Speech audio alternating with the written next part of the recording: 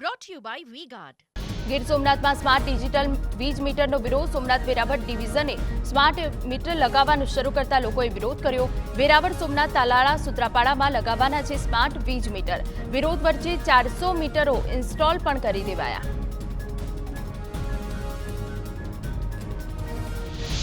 દ્વારકામાં ખંભાળિયાના લાલપરડા ગામે વીજળીની સમસ્યાથી લોકો હેરાન.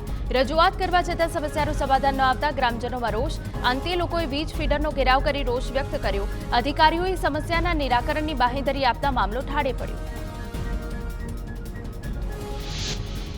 વડોદરા આરટીઓમાં લાયસન્સનું કામ 2 દિવસથી અટવાયું. 800થી વધારે અરજદારોને ધક્કો પડ્યો.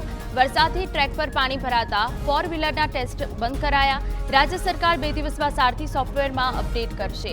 લર્નિંગ લાયસન્સની કામગીરી પણ અટવાઈ. સુરતમાં ભર ઉનાળે સરકારી કચેરીમાં લોકો પરેશાન. સુરત આરટીઓનું સર્વર બંધ થયું છે. છેલ્લા 2 દિવસથી સર્વર બંધ હાલતમાં લોકો થઈ રહ્યા છે પરેશાન, છતાં કોઈ વ્યવસ્થા નહીં.